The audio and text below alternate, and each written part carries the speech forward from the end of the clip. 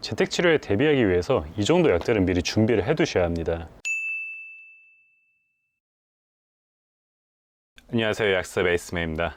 오미크론 변이가 우세종으로 자리 잡으면서 확진자가 급속히 늘고 있습니다. 코로나 초창기에는 별도의 격리시설에서 치료를 받았다면 이제는 완전한 재택치료, 즉 일주일의 기간 동안 자택에서 스스로 치료하는 것으로 새로운 방역정책이 자리를 잡았는데요. 코로나 감염이 아무런 증상 없이 회복된다면 가장 좋겠지만 아무래도 감염된 사람의 대다수는 기침이나 발열과 같은 몇 가지 증상을 겪을 수밖에 없습니다.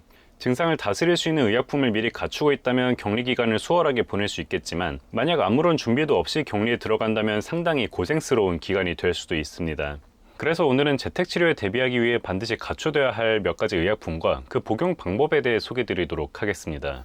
오늘 내용은 원래 지난주에 업로드하려다가 중단을 했던 내용입니다. 당시에는 재택치료에 들어간 사람에게 몇 가지 의약품이 지급되고 있었고 원격 의료를 통해 처방 의약품을 공급한다는 소식을 듣고 오늘 내용이 크게 필요치 않겠다고 판단을 했었습니다. 그런데 며칠 사이에 상황이 완전히 바뀌었어요. 확진자가 3만 명을 웃돌도록 크게 급증하면서 의약품 지급도 원활히 안 되고 보건소와 연락하는 것도 쉽지 않고 또 60세 미만의 재택치료자에게는 별다른 관리 조치를 하지 않는다는 속보가 나오기도 했습니다. 재택치료에 대비한 상비약의 중요성이 훨씬 높아졌다는 이야기죠. 이제부터 소개드릴 5가지 의약품은 코로나로 인해 나타날 수 있는 증상에 대응할 수 있는 가장 먼저 챙겨둬야 할 의약품들입니다. 2021년에 발간된 이 책자에 실린 논문의 내용을 기반으로 저의 약사로서의 지식과 경험을 곁들여 설명을 덧붙였습니다. 사실 오늘 소개드리는 것들이 특별한 약들은 아닙니다. 한두 가지 정도는 누구나 가지고 있을 만한 일반적인 상비약들이에요. 하지만 이 의약품들이 정작 필요할 때 내 손에 있는지, 증상에 맞는 올바른 복용 방법을 통해 섭취할 수 있는지 여부가 여러분의 재택치료 퀄리티에 큰 영향을 줄 수밖에 없습니다.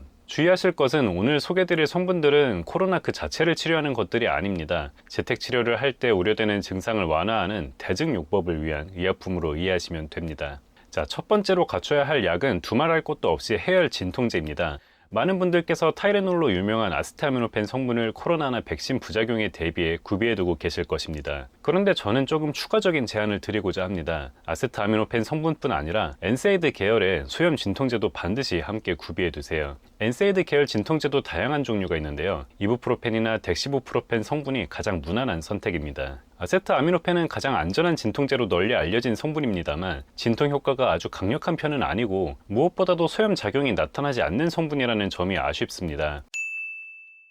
코로나에 감염됨으로써 쉽게 나타날 수 있는 인후통과 같은 염증성 통증과 몸살기, 근육통에는 이부프로펜과 같은 소염 진통제가 아세트아미노펜보다 더 나은 효과를 나타낼 수 있습니다. 단순히 두통과 열만 있다면 아세트아미노펜만으로도 충분하겠지만 목이 붓고 몸이 쑤시고 무엇보다도 아세트아미노펜만으로는 통증이 잡히지 않는 경우에는 엔세이드 계열의 의약품을 추가함으로써 더 나은 치료 효과를 기대할 수 있게 됩니다. 일반적으로 아세트아미노펜이 이부프로펜이나 덱시부프로펜보다 안전한 것으로 알려져 있습니다. 하지만 신장 질환이나 어떤 기저질환이 없는 분께는 모두 동등하게 안전한 성분입니다. 다만 신장과 위가 안 좋은 분은 이부프로펜과 같은 엔세이드 성분을 피하는 편이 좋고 간 기능이 안 좋은 분이라면 아세트아미노펜을 피하는 것이 좋습니다. 하지만 어떤 성분이든 단기간 복용할 경우 부작용이 나타날 소지가 매우 적고 특히 건강한 분께는 안전성에 큰 차이가 없습니다. 아세트아미노펜과 엔세이드를 함께 소지했을 때의 가장 큰 장점은 교차 복용이 가능하다는 점입니다. 아세트아미노펜을 먼저 복용하고 2시간가량 간격을 두고 엔세이드를 투여하는 것이 일반적인 전략입니다만 통증이나 발열이 심한 경우에는 동시에 복용해도 괜찮습니다. 각각의 일일을 상한 양만 넘기지 않는다면 문제 없습니다. 복용 방법은 아세트아미노펜과 이부프로펜 모두 통증이 심하면 2알 아니면 1알로 기억을 해두시면 됩니다. 자세한 복용 방법은 화면의 내용을 참고해주세요. 다만 덱시부프로펜 성분은 한 번에 1알씩만 복용을 하셔야 합니다. 이부프로펜과 덱시부프로펜 중 어느 것이 낫냐 하면 장단점이 있습니다. 이론적으로는 이부프로펜의 2가지 이성질체 중 부작용이 있는 부분을 없애고 효력이 나타나는 부분만 모아놓은 것이 덱시부프로펜이라서 덱시부프로펜이 더 나은 성분입니다. 하지만 임상적인 데이터는 이부프로펜이 훨씬 더 많습니다. 그래도 저는 개인적으로 위장장애가 더 적은 덱시부프로펜을 선호하는 편입니다. 브랜드는 상관없습니다. 이건 이후에 소개드릴 약들도 마찬가지예요. 그냥 약국에 가셔서 상비약으로 사용할 테니 아세트아미노펜과 이부프로펜 또는 아세트아미노펜과 덱시부프로펜 제품을 달라고 문의하세요. 타이레놀이든 타세놀이든 서스펜이든 이젠6 에이스든 전혀 상관없습니다. 중요한 것은 성분입니다. 브랜드는 중요하지 않습니다. 자, 해열 진통제 다음으로 구비해야 할 성분은 바로 진해제, 즉 기침약입니다. 재택치료를 하면서 시간이 지나면 기침도 자연스럽게 사그라들겠지만 진해제를 사용한다면 재택치료 기간을 보다 수월하게 보낼 수 있으면 물론 기침의 비말로 인한 오염의 가능성도 줄일 수 있겠죠. 가장 일반적인 성분은 덱스트로메토르판 성분입니다만 이 성분만 들어있는 제품은 없습니다. 시중에 판매되는 대부분의 기침약은 여러 종류의 진해제가 복합되어 있습니다. 그냥 약국에 가셔서 기침약 주세요 하고 구매하시면 됩니다. 주의하실 것은 많은 종류의 기침약에는 아세타미노펜 계열의 해열 진통제가 함께 배합되어 있습니다.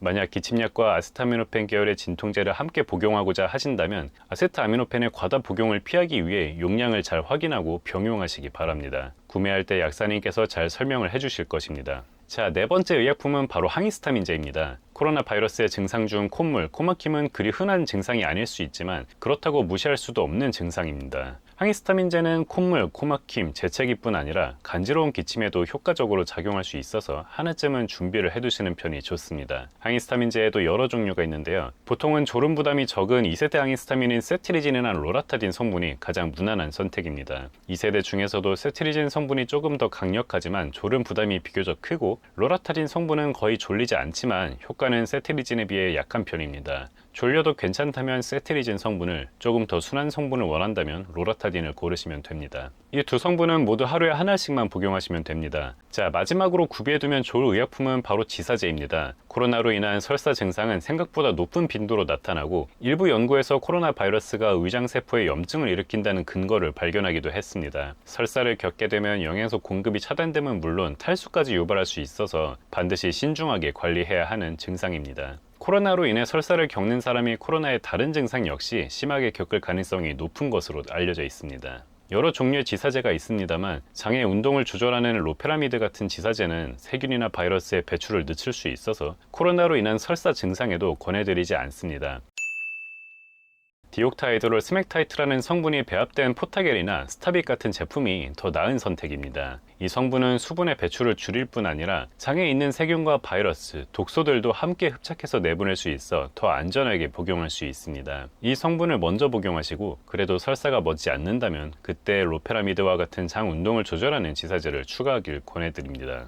주의하실 것은 스맥타이트 성분은 다른 의약품까지 흡착할 수 있으므로 다른 어떤 증상으로 해열제나 기침약 등을 복용 중이신 경우에는 2시간 이상 간격을 두고 복용해야 합니다. 그리고 식사와도 겹치지 않게 완전히 빈속에 복용할 때 더 좋은 효과를 기대할 수 있으니 주의하시기 바랍니다. 자, 짧게 요약해 보겠습니다. 코로나로 인해 가장 흔히 나타날 수 있는 발열, 통증을 잡기 위해 해열 진통제를 구비해 두세요. 아세트아미노펜과 이부프로펜 또는 아세트아미노펜과 덱시부프로펜처럼 두 가지 성분을 동시에 구비해 두는 편이 좋습니다. 그리고 기침을 잡기 위한 진해제와 콧물, 코막힘에 대응하기 위한 항히스타민제, 마지막으로 설사 증상을 제어하기 위한 스맥타이트 성분의 지사제까지 미리 구매를 해두는 것이 좋습니다. 이렇게만 준비를 해두셔도 일주일가량의 재택치료 과정을 보내는 데 큰 도움이 될 것입니다. 그리고 제가 늘 강조드리는 것처럼 영양 공급에도 신경을 써주셔야 합니다. 면역 기능에 가장 직접적으로 영향을 주는 3가지 성분을 예전에 소개드렸는데요.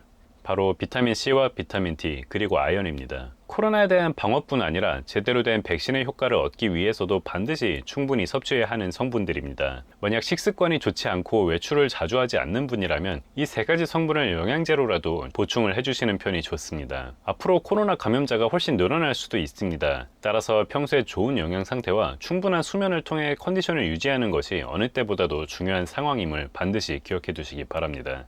자, 오늘 내용은 여기까지고요. 도움이 되셨다면 구독과 좋아요 그리고 알람 설정 부탁드립니다. 감사합니다.